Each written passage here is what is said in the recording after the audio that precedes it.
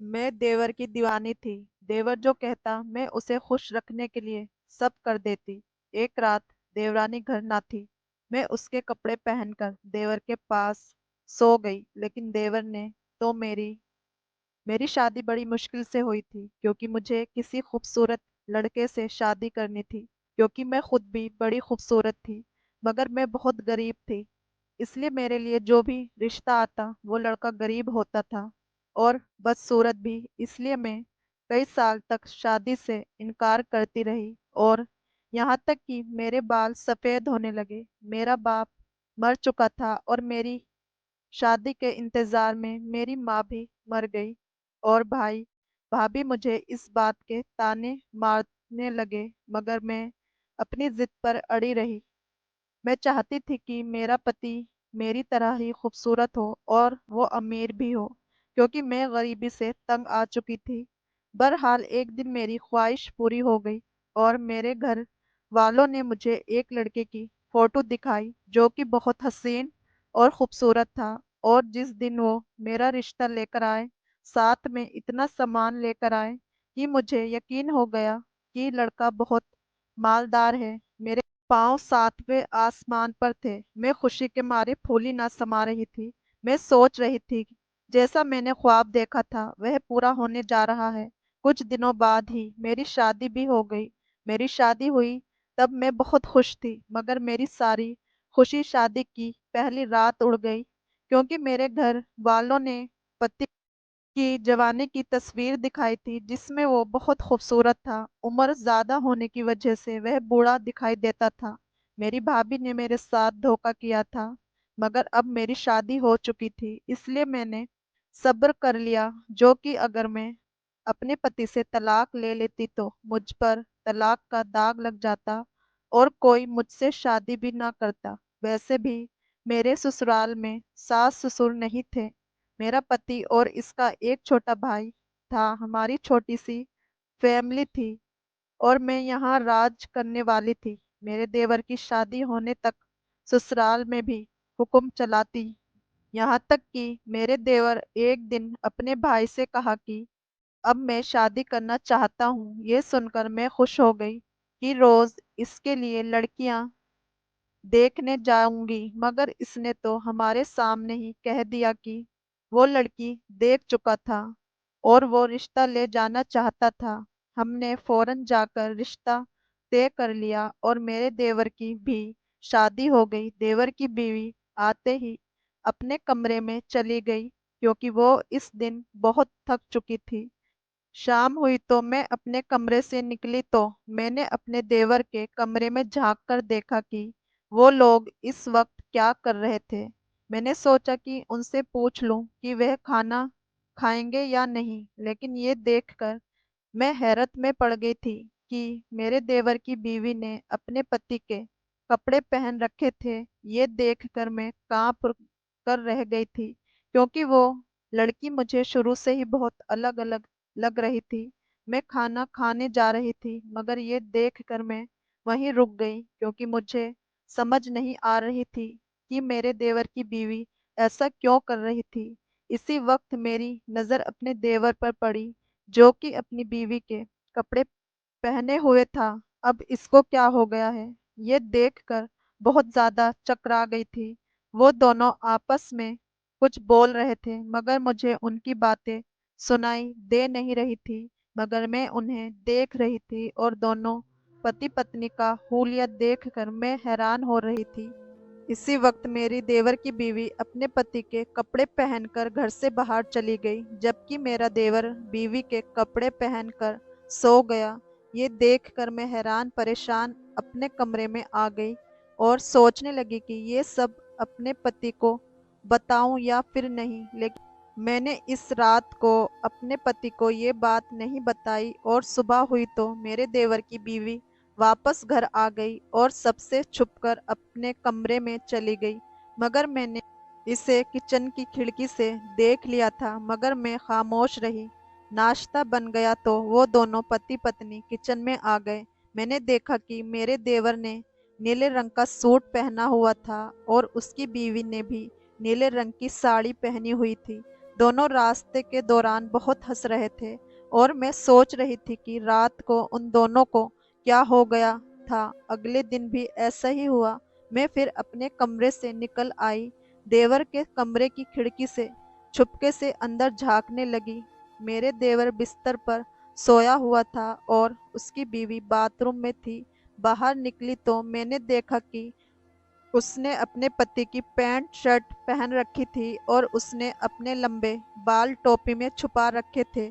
उसने जैकेट पहनी तो बिल्कुल लड़का लग रही थी। उसे देखते ही रह गई। कल की तरह उसने अपने पति से कुछ बातें की और फिर अपने कमरे से बाहर निकल आई। मैं जल्दी से छुप गई थी कि वो मुझे ना देख ले। मैंने देखा कि मेरे देवर की बीवी ने दरवाजा खोला और घर से बाहर चली गई। 3 रातों तक ऐसे ही होता रहा। मेरा देवर अपनी बीवी के कपड़े पहनकर बिस्तर में सो जाता था, जबकि उसकी बीवी उसके कपड़े पहनकर घर से बाहर निकल जाती थी। मुझे समझ नहीं आ रहा था कि वह ऐसा क्यों कर रही थी। फिर एक रात हमारे घर कुछ लोग आए। मैं अपने कमरे में थी और कुछ देर पहले ही मेरे देवर की बीवी उसके कपड़े पहनकर चली गई थी। वो 3 लोग थे और उनके हाथ में बंदूक भी थी। वो लोग जैसे ही हमारे घर आए, वो सीधा मेरे देवर के कमरे में चले गए और मेरे देवर को अपने साथ ले गए। मेरे देवर को बेहोश करके ले गए थे और मैंने देखा कि मेरे देवर ने अभी भी अपनी बीवी के कपड़े पहने हुए थे। ये देखकर मैं और डर गई थी, क्योंकि उनके हाथों में बंदूक थी। जो भी उनके सामने जाता उनकी गोली के सामने आ जाता। इसलिए मैंने अपने पति को भी नहीं जगाया। इस वक्त सो रहा था, मगर मैंने उसे नहीं बताया कि कुछ लोग तुम्हारे भाई को अगवा करके ले जा रहे थे। इसके बाद मुझे इतना डर लगा कि मैं अपने बिस्तर में घुस गई और मुझे नींद आ गई। सुबह मेरी आंख खुली तो मैंने देखा कि मेरी देवर की बीवी घर आ चुकी थी और वो अपने कमरे में बैठी थी। तुम यहाँ मज़े से बैठी हो और उधर तुम्हारे पति को कुछ लोग अगवा करके ले गए। मेरे देवर की बीवी घर आई तो मैंने उसे सारा किस्सा बताया था, मगर वह सुनकर मुस्कुराने लगी। मैं तो सोच रही थी कि वो अपने पति के लिए परेशान हो जाएगी, रोएगी पीटेगी, ना जाने मेरा पति जिंदा भी होगा कि नहीं। मगर वो लड़की तो बड़ी अजीब थी, कुछ भी नहीं किया और मज़े से बैठी रही, जैसे वो इसका पति ही नहीं बल्कि मेरा था। मुझे तो अपने देवर के अगवा होने का बहुत अफसोस था। मैं तो ये सोच सोच कर परेशान हो रही थी, न जाने मेरे देवर ने कुछ खाया भी होगा या नहीं, उसकी हालत कैसी होगी।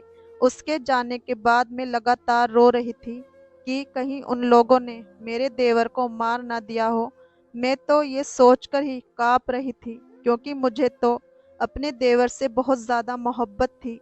उसकी बीवी की तरह पत्थर दिल नहीं थी। मेरा दिल तो बहुत नरम था। इसलिए मैं जल्दी से अपने कमरे में गई, अपने पति को सारी बात बता दी। ये सुनकर वो भी परेशान हो गए, क्योंकि इसका एक भाई था जो कि इसे बहुत प्यारा था। इसलिए वो मुझसे पूछने लगे वो कौन लोग थे। ये सुनकर मैंने उन्हें बताया कि मैंने उन लोगों को नहीं देखा था, मगर मैं इतना जानती हूँ कि तुम्हारी भाभी बहुत चालाक लड़की है और ज़रूर तुम्हारे भाई के अगवा होने में इसी लड़की का हाथ है। ये सुनकर मेरे पति, मैंने इधर उधर देखा कि मेरे देवर की बीवी हमारी बातें ना सुन ले, मगर वह आसपास नहीं थी। इसलिए मैंने अपने पति को कहा कि मुझे तो तुम्हारी भाभी पर पहले दिन से ही शक है। ये लड़की तुम्हारे भाई को मरवाना चाहती है। ये सुनते ही मेरा पति गुस्से में आ गया और उसने कहा इस लड़की को इस घर से निकलवा दूंगा। मगर मैंने इसे ठंडा करते हुए कहा कि पहले अपने भाई को घर ले आओ, इसके बाद अपने भाई से कहना इस लड़की को तलाक दे दे। ये सुनकर मेरा पति सुकून से हो गया और फिर घर से चला गया और मैंने अपने देवर की बीवी से कोई बात नहीं की। उसने खाना खाया और अपने कमरे में चली गई, जबकि मेरी तो भूख मर चुकी थी। मेरा देवर अगवा हो चुका था और मेरा पति उसके पीछे गया हुआ था। पता नहीं आगे क्या होने वाला था। फिर सुबह से शाम हो गई मगर मेरा पति घर नहीं आया। मैंने इसे कई बार कॉल की मगर उसने तो मेरी कॉल ही नहीं उठाई। मैं बार बार ये सोचकर गुस्सा करती रही, सब इसकी भाभी ने किया था। मगर अब वह अपने भाई की वजह से मुझ पर गुस्सा निकाल रहा था। इस सब में मेरा क्या कसूर था? मैं तो सोच रही थी कि जैसे ही मेरा पति मेरे देवर को घर ले आएगा, मैं अपने देवर से कहूंगी कि इस चालाक लड़की को भी तलाक देकर घर से निकाल दे, क्योंकि यही असली फसाद की जड़ है। क्योंकि ये खुद तो तुम्हारे कपड़े पहनकर चली जाती थी मगर तुम्हें घर बैठाकर लोगों से अगवा करा दिया। मगर मैं ये बात अपने देवर से इस वक्त कहती ना जब वह घर आ जाता, मगर अभी तक तो वह घर नहीं आया था। मुझे लग रहा था कि मेरे देवर को मेरी बात पर यकीन आ जाएगा और इसकी असलियत हकीकत जान लेगा। अभी से पता चलेगा कि इसने इस लड़की से शादी करके बहुत बड़ी गलती की थी। फिर शाम से रात हुई तो मेरा पति घर आ गया, उसके साथ मेरा देवर भी था। ये देखकर मैं खुशी से रो पड़ी थी कि मेरा पति अपने भाई को घर वापस ले आया था। अरे तुम कहाँ चले गए थे? मैंने तुम्हें बहुत याद किया था और तुम्हारी बीवी तो तुम्हारे जाने से बहुत खुश हुई थी। मैंने फौरन से अपने देवर को ये बात बता दी कि इसकी बीवी आकर इसे कुछ और ना बता दे। मैं अपने देवर को इसकी बीवी की असली हकीकत बता देना चाहती थी ताकि दोबारा इसके साथ ऐसा ना हो। लेकिन इस वक्त मेरे देवर की बीवी आ गई और कहने लगी, मैं तो तुम्हारे जाने से परेशान हो गई थी और अपने कमरे में बैठी तुम्हारे आने की रब से दुआ कर रही थी। ये सुनकर हक्का बक्का रह गई। ये लड़की कितनी झूठी थी। पहले पति को अगवा करवा लिया और अब इसके सामने मासूम बन रही थी ताकि वह इसे तलाक देकर घर से ना निकाल दे। ये सुनकर तो मुझे गुस्सा आ गया और मैंने अपने देवर से कहा, तुम्हारी बीवी झूठ बोल रही है, ये सब इसी ने किया था और तुम्हें मरवाना चाहती थी, इसलिए तुम फिर इसकी इसकी बातों में मत आना और इसे तलाक देकर इसे घर से निकाल दो, क्योंकि तुम्हारी बीवी तुम्हारी जान की दुश्मन है और इसने ही तुम्हें अगवा करके रखने का प्लान बनाया था। यह सुनकर उसकी बीवी हक्का बक्का रह गई और मेरा देवर हैरत से मुझे देखने लगा। मगर मैंने सोच लिया था कि इस लड़की को अपने घर से आज ही निकलवा दूंगी, इसलिए मैंने अपने देवर को सब सच बता दिया। ये सुनकर मेरा देवर अपनी बीवी को तलाक देने लगा था, मगर इससे पहले ही मेरे पति ने इसे रोक दिया। ये देखकर मैं अपने पति की तरफ देखने लगी कि उसने अपने भाई को क्यों ऐसा करने से रोक दिया था। आज इस लड़की को तलाक मिल जाती तो मुझे सुकून मिल जाता। तुमने अपने भाई को क्यों ऐसा करने से रोक दिया? यही लड़की इस घर की दुश्मन है, इसे अभी इस घर से निकाल देना चाहिए। ये बात सुनकर मेरा पति कहने लगा, मैं सारी हकीकत जान चुका हूँ कि लड़की इस घर की दुश्मन नहीं बल्कि तुम इस घर की दुश्मन हो। ये सुनकर मैं हैरत में आ गई कि मेरा पति क्या कह रहा है। मैं तो घर से अपने पति और देवर से बहुत प्यार करती थी, मैं उनकी दुश्मन कैसे हो सकती हूँ? यही बात मैंने अपने पति के मुंह पर कह दी। ये सब तुम्हें इस लड़की ने बताया? मेरे पूछने पर मेरा पति गुस्से में आ गया और कहने लगा, ये सब मैंने उस वक्त जान लिया था जब मैं अपने भाई को लेने गया था। ये इसकी बीवी ने नहीं किया था बल्कि इसके पीछे तुम्हारा हाथ था। अपने पति की बात सुनकर मैं हक्का बक्का रह गई। इस घर के लिए मैंने क्या कुछ नहीं किया था, मगर ये घर वाले मुझ पर ही इल्जाम लगा रहे थे। मैंने अपने देवर की तरफ देखा और मजलूम सा मुंह बनाकर इससे कहा, ये मैंने नहीं किया, ये मुझ पर इल्जाम लगा रहे हैं। ये कहकर मैं रोने लगी। तभी मेरे पति ने एक वीडियो मेरे सामने चला दी जिसमें वो 3 लोग थाने में खड़े नजर आ रहे थे और मार खाने के बाद पुलिस को अपना बयान दे रहे थे कि हमने जिस आदमी को इसके घर से अगवा किया था उसकी भाभी ने हमें इस काम के लिए पैसे दिए थे। ये सुनकर मैं बिल्कुल चुप हो गई, जबकि वीडियो देखने के बाद मेरे देवर की बीवी मेरे पति से कहने लगी, क्या आपने तो अपनी बीवी की हकीकत अभी देखी है? मैंने उस दिन से देख ली थी, जब भाभी छुपकर हमारे कमरे में झांकती थी, तब मुझे एहसास हुआ कि